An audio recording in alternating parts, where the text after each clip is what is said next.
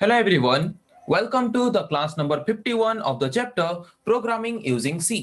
तो लास्ट कुछ क्लासेस में हमने एरे के बारे में पढ़ा, डिफरेंट टाइप्स ऑफ एरे के बारे में पढ़ा। तो आज हम प्रैक्टिस करेंगे एरे के कुछ प्रोग्राम्स। तो आज का हमारा प्रोग्राम है या फिर आज का हमारा क्वेश्चन है, write a C program to accept 5 values from the user by using an array and print all the elements of that array.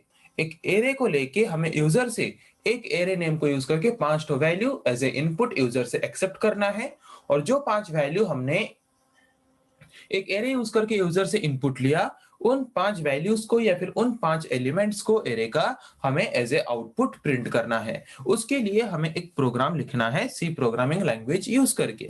Okay, तो उसके लिए पहले एल्गोरिथम लिखते हैं थोड़ा आसानी से प्रोग्राम को समझने के लिए। जैसे कि शुरू करते हैं एल्गोरिथम हम बिगिन स्टेट से।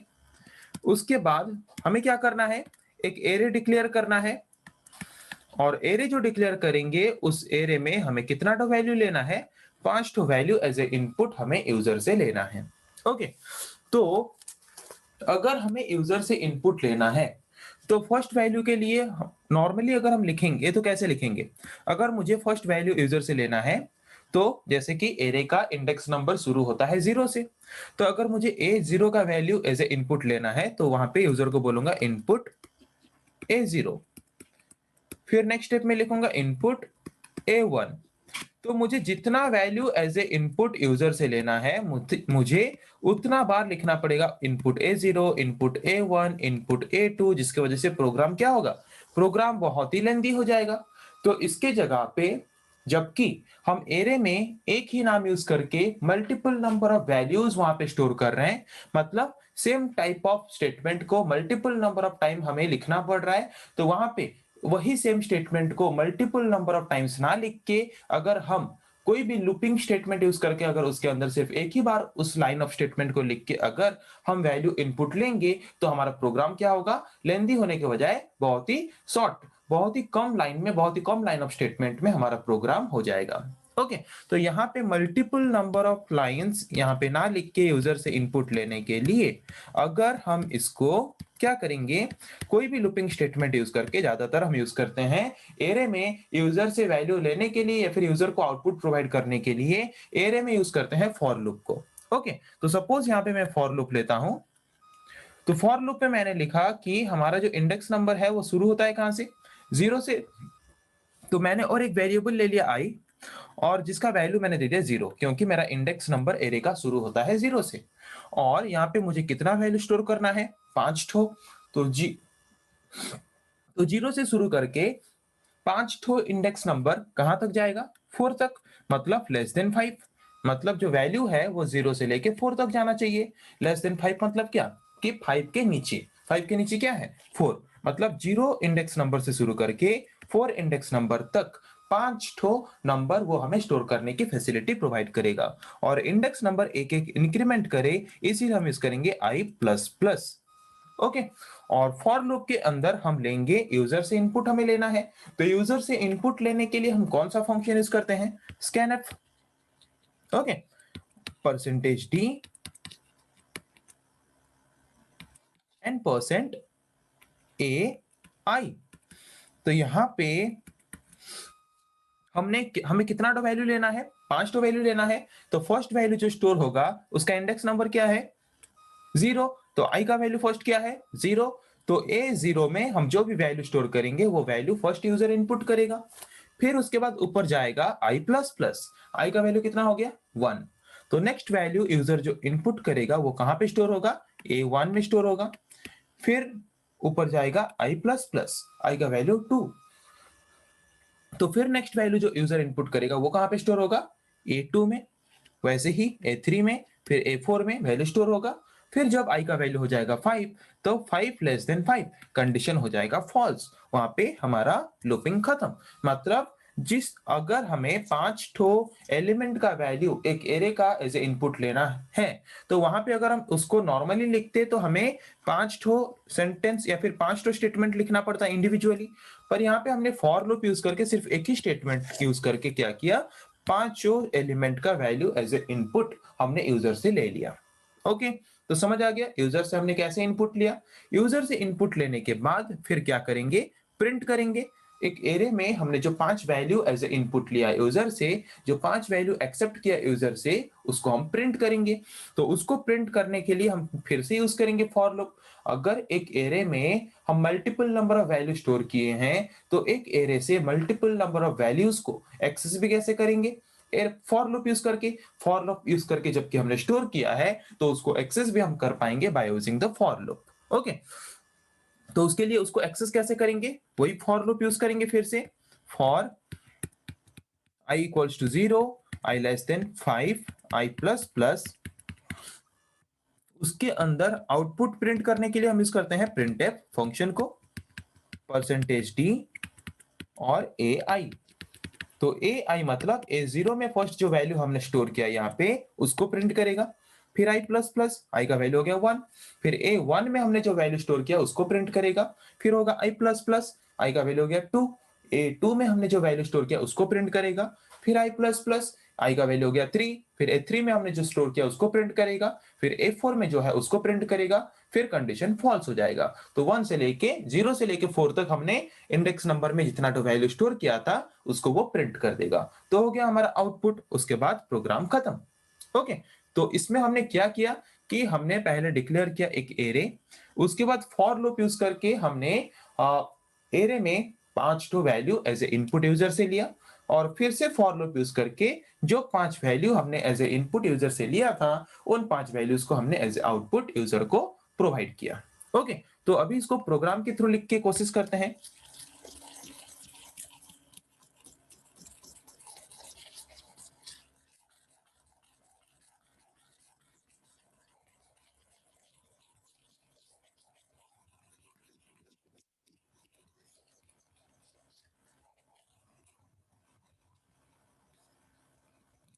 ओके, तो कोई भी प्रोग्राम हम शुरू करते हैं डॉक्यूमेंटेशन सेक्शन से। तो यहाँ पे भी हम डॉक्यूमेंटेशन सेक्शन में डॉक्यूमेंटेशन जो भी देना चाहते हैं देंगे। उसके बाद आता है लिंक सेक्शन, जहाँ पे has include pre processor use करके हम हेडर फाइल्स को हमारे प्रोग्राम में लिंक करते हैं। उसके बाद मेन फंक्शन यूज करेंगे। मेन फंक्शन के अंदर फर्स्ट हम डिक्लेयर करेंगे एक एरे। ओके, इंट ए, जिस एरे में कि हमें कितना तो वैल्यू लेना है, 5 तो वैल्यू, तो इसीलिए मैंने एरे का साइज दिया A5। ओके, उसके बाद कोई भी एरे का वैल्यू एज ए इनपुट हम लेते हैं by using for loop. Okay, जबकि एक एरे का नाम सेम होता है जिसको यूज करके multiple number of values as a input user से ले सकते हैं। तो एक एरे में एज ए इनपुट यूजर से वैल्यू लेने के लिए या फिर एरे से कोई भी वैल्यू को एज ए आउटपुट यूजर को प्रोवाइड करने के लिए हम यूज करते हैं फॉर लूप का। तो फॉर लूप में इंडेक्स नंबर को रिप्रेजेंट करने के लिए हम यूज करेंगे i को। तो इसीलिए मैंने यहाँ पे और एक वेरिएबल ले लिया i। ओके, उसके बाद यूज करेंगे CLR SCR फंक्शन। उसके बाद अभी हमें क्या करना है, यूजर से 5 तो वैल्यू एज ए इनपुट लेना है एक पर्टिकुलर एरे में। ओके, तो कैसे लेंगे, फॉर फर्स्ट इंडेक्स का वैल्यू कितना है 0, कितना तक हमारा इंडेक्स नंबर जाएगा, 5 तो नंबर इंसर्ट करना है, मतलब 0 1 2 3 4। ये 5 इंडेक्स नंबर में हमें वैल्यू को एज ए इनपुट यूजर से लेना है। तो मतलब i4 मतलब कितना है, लेस देन 5, 5 से छोटा होना चाहिए। और इंडेक्स नंबर जो है एक एक इंक्रीमेंट करेगा, इसीलिए i प्लस प्लस। उसके अंदर हम लेंगे printf, यूजर को बताएंगे कि अभी a0 का वैल्यू प्रिंट कर इनपुट करो, अभी a1 का वैल्यू इनपुट करो। तो उसके लिए हम यूज करेंगे printf फंक्शन, जहां पे हम लिखेंगे एंटर a %d। तो %d की जगह पे किसका वैल्यू दिखाएगा, इंडेक्स नंबर। यहाँ पे हम इंडेक्स नंबर रखेंगे कि एंटर a0 का वैल्यू इनपुट करो। तो जो 0 है 1 है 2 है, ये क्या है, इंडेक्स नंबर है। तो इंडेक्स नंबर को रिप्रेजेंट करने के लिए हमने कौन सा वेरिएबल लिया है, i। तो %d की जगह पे प्रिंट करेगा i का वैल्यू।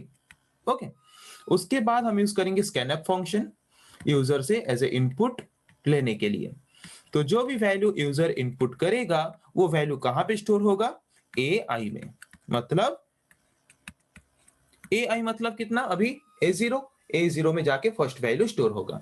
ओके, तो ये दो स्टेटमेंट को एग्जीक्यूट करने के बाद फिर जाएगा i प्लस प्लस के पास, i का वैल्यू अभी हो जाएगा 1, फिर कंडीशन चेक करेगा i less than 5, 1 less than 5, true, अंदर आ जाएगा फिर से। फिर जब अंदर आएगा तो यहाँ पे अभी परसेंटेज डी की जगह पे आई का वैल्यू प्रिंट करेगा। तो आई का वैल्यू अभी कितना है? आई का वैल्यू है अभी 1, तो लिखेगा एंटर A1, A1 का वैल्यू एंटर करो। यूजर को बताएगा कि अभी A1 का वैल्यू एंटर करो, और यूजर उस वक्त जो वैल्यू एंटर करेगा वो जाके कहां पे स्टोर होगा? AI में। इस वक्त आई का वैल्यू कितना है? 1, मतलब अभी जो यूजर एंटर करेगा वो वैल्यू जाके स्टोर होगा A1 के एड्रेस में। ओके, मतलब ए वाले जो एरे है उसका इंडेक्स नंबर 1 में जाके वैल्यू स्टोर होके रह जाएगा हमारे मेमोरी लोकेशन में। वैसे ही A2, A3, A4 का वैल्यू भी यूजर जो इनपुट करेगा वो जाके मेमोरी लोकेशन में स्टोर हो जाएगा। तो ये तो हो गया वैल्यू एक्सेप्ट करना यूजर से। तो यूजर से वैल्यू एक्सेप्ट करने के बाद नेक्स्ट हमें बोला है कि वैल्यू को प्रिंट करना है। एरे में हमने जो 5 value as a input user से लिया, उन एलिमेंट्स को या फिर उन वैल्यूज को हमें एज ए आउटपुट प्रिंट करना है। तो पहले हम लिखेंगे यहाँ पे printf elements of an array, elements of an array are, एक एरे हमने जो लिया है उसमें जो एलिमेंट्स हैं उन एलिमेंट्स को हमें प्रिंट करना है। तो उसके लिए यूज करेंगे हम क्या? उसके लिए हम यूज करेंगे फॉर लूप को। जैसे कि हम फॉर लूप यूज करके एक एरे में multiple number of values input करते हैं, वैसे ही एक एरे से अगर हम मल्टीपल नंबर ऑफ वैल्यूज को एज ए आउटपुट देखना चाहते हैं तो वहां पे भी मल्टीपल नंबर ऑफ वैल्यूज को एज ए आउटपुट देखने के लिए हम यूज करेंगे फॉर लूप का। ओके, तो यहाँ पे यूज करेंगे उसके बाद फॉर लूप। फॉर लूप के अंदर वही सेम लेंगे कि इंडेक्स नंबर शुरू होता है 0 से, इंडेक्स नंबर जाएगा 5 तक और एक एक करके इंक्रीमेंट होगा। ओके, पर यहाँ पे हम जबकि प्रिंट करेंगे आउटपुट, इसीलिए हम यूज करेंगे printf फंक्शन। तो printf फंक्शन में हम जो भी वैल्यू प्रिंट करेंगे वो वैल्यू किसका होगा? AI का। ओके, मतलब i का वैल्यू अगर 0 है तो फर्स्ट प्रिंट करेगा A0 का वैल्यू। यहाँ पे मैंने लिया \t। \t मतलब क्या? कि ये \टैब मतलब क्या? कि एक ही लाइन में स्पेस दे दे के वो क्या करेगा? मल्टीपल नंबर ऑफ डाटा को एक ही लाइन में रिप्रेजेंट करेगा। ओके, तो AI मतलब फर्स्ट i का वैल्यू कितना है? 0, तो 0 का वैल्यू प्रिंट करेगा। A0 में जो वैल्यू हमने इनपुट लिया है उसको प्रिंट करेगा। फिर जाएगा ऊपर i प्लस प्लस, i का वैल्यू हो जाएगा 1, फिर कंडीशन सही, फिर अंदर आएगा A1 में जो वैल्यू है फिर उसको प्रिंट करेगा, फिर A2 में जो वैल्यू है उसको प्रिंट करेगा, A3 में जो वैल्यू है उसको प्रिंट करेगा, फिर A4 में जो वैल्यू है उसको प्रिंट करेगा, फिर कंडीशन फॉल्स, उसके बाद लूपिंग हमारा खत्म हो जाएगा। और लूपिंग खत्म होने के बाद हमें जितना आउटपुट चाहिए था उतना आउटपुट मिल चुका है।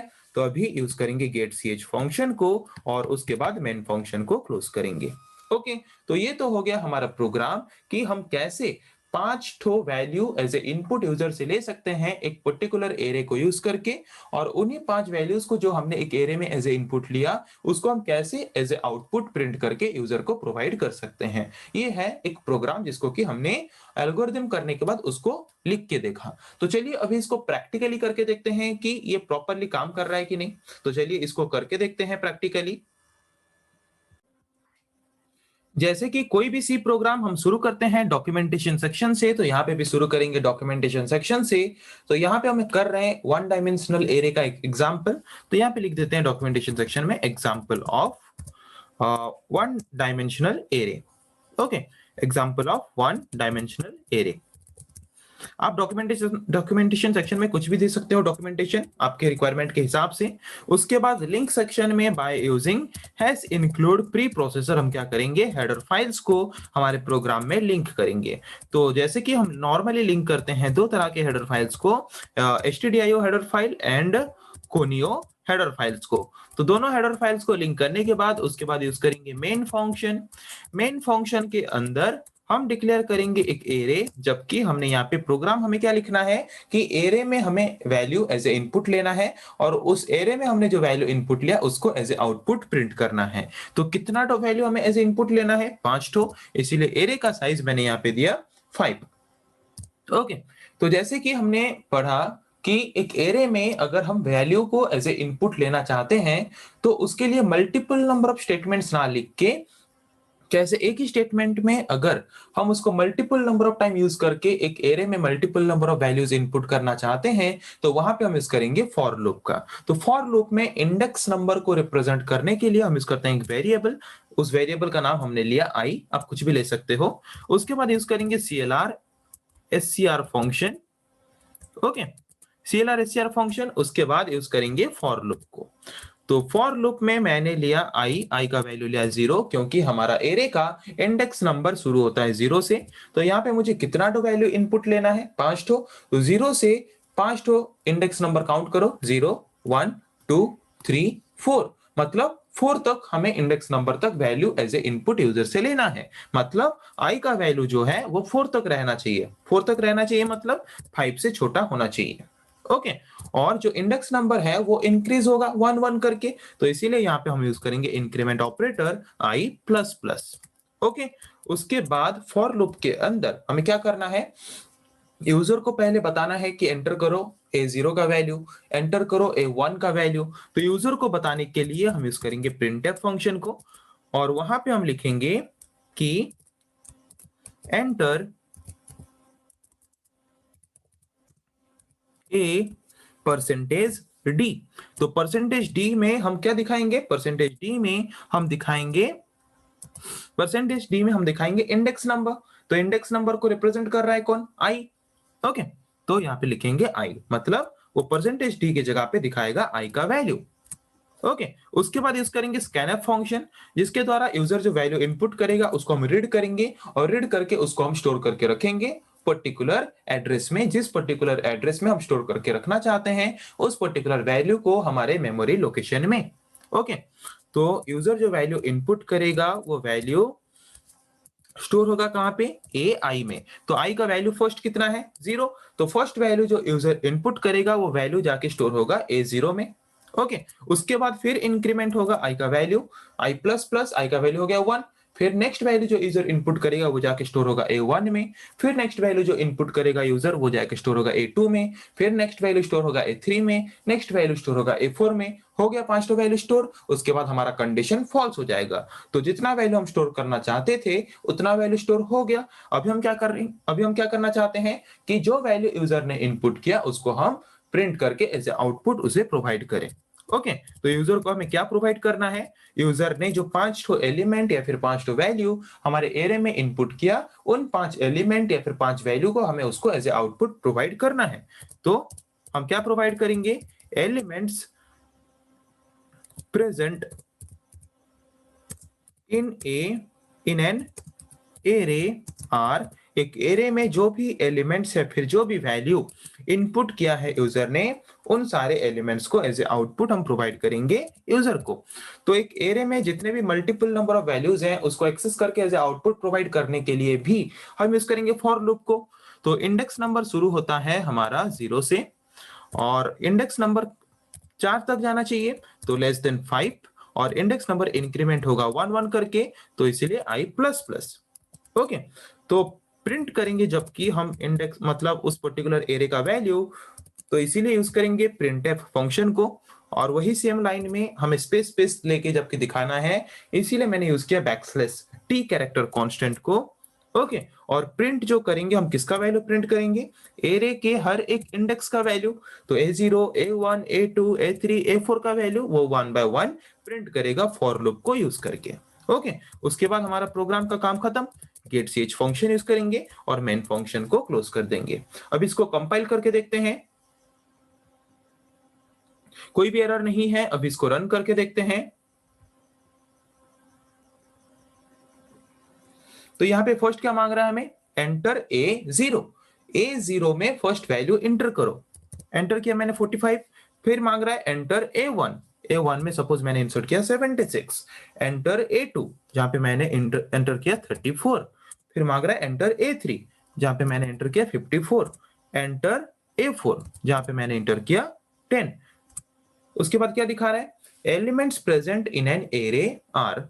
जो एरे में हमने वैल्यू एंटर किया वो सारे एलिमेंट्स का क्या दिखा रहा है, वैल्यू दिखा रहा है। जितने भी एलिमेंट्स हैं उस एरे में सब दिखा रहे हैं, 45 76 34 54 10। ओके, तो अगर आप अपने आउटपुट को और ज्यादा बेटर वे में दिखाना चाहते हो, अगर आप दिखाना चाहते हो the elements present in an array A5 are, ऐसे करके भी अगर आप दिखाना चाहते हो तो दिखा सकते हो।